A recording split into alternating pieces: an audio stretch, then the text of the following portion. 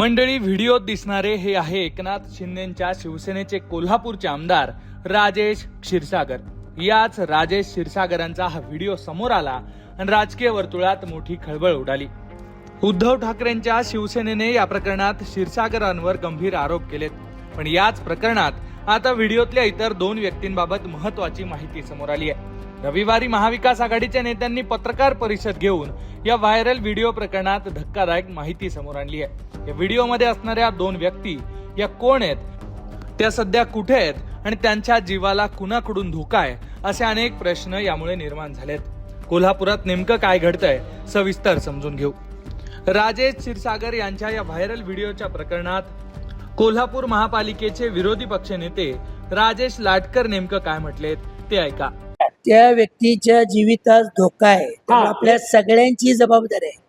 एखादी व्यक्ती आपल्या जीवावर उदाहरण घेऊन यो भ्रष्टाचाराचा भस्मासूर उघड आणत असेल तर त्याच्या एक एक कृतीला आपण समर्थन दिलं पाहिजे, त्याच्याबरोबर राहिलं पाहिजे, किंवा आपण तिची न्यायिक चौकशी तर केली पाहिजे।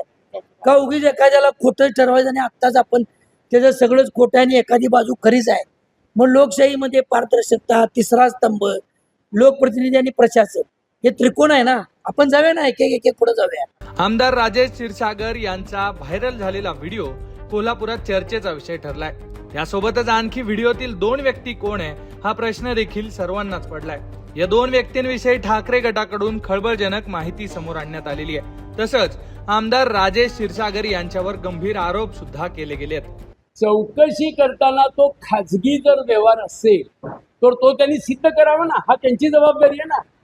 त्यांनी म्हणलेलं आहे की मला त्यांनी लेखी दिलेलं आहे, लेखी वगैरे काही दिलेलं नाही। त्याला मुंबईमधनं काल त्याला पळवून लावण्याचा प्रयत्न केलेला त्या माणसाला, तो आता मुंबईमध्ये नाहीये, तो अज्ञात ठिकाणी आहे आणि त्याला प्रेशर करतायत की तू जर हे लिहून नाही दिलंस की हा मी दिलेलं नाही किंवा काही बोगस आहे तर तुला मी उलट सुलट करीन, म्हणून यांचे गुंड तिकडे निघालेले आहेत। पण तोही तयारीचा माणूस आहे, तो यांना वकणार नाही, तो त्यांना वाकणार नाही, तो याचा पाठपुरावा करून शेवटपर्यंत करणार। आणि वैशिष्ट्य म्हणजे मी तुम्हाला सांगतो अजून एक पार्ट त्यातला, त्यांचे जे दोन नाव आहेत ना, देत आहेत की 1% दिला, राहुल आणि प्रशांत, राहुल त्यांना बँक थ्रू एंट्री दिली आहे, ऑफिशियल बँक थ्रू एंट्री दिलेली आहे आणि त्याची देखील आमच्याकडे माहिती आहे। कुठल्या बँकेतनं कुठल्या तारखेला किती अमाऊंट गेली त्याचं लेखी स्टेटमेंट आहे। म्हणून आमचं म्हणणं आहे की आमची पण चौकशी करा।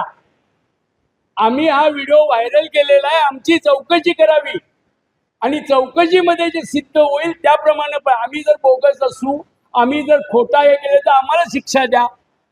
पण आम्ही म्हणतच नाही आहे ते बोगस नाही, ते सिद्ध करणारी यंत्रणा CID आहे, सिद्ध करणारी अँटी करप्शन आहे, सिद्ध करणारा SP आहे, म्हणून तर आम्ही उद्या त्यांच्या दारात निघालो।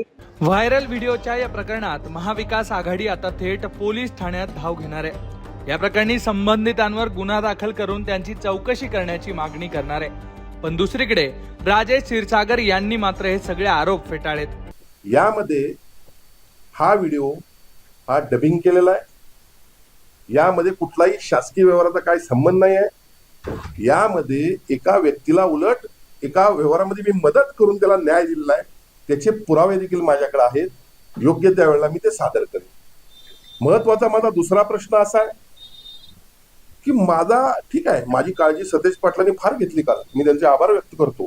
एकूणच आता या व्हिडिओतील त्या दोन व्यक्ती कोण आहेत आणि त्यांच्या सुरक्षिततेविषयी पोलीस काय भूमिका घेणार यावर सगळ्यांचं लक्ष लागून आहे। कोल्हापूरहून दुर्वा दळवी, लोकमत।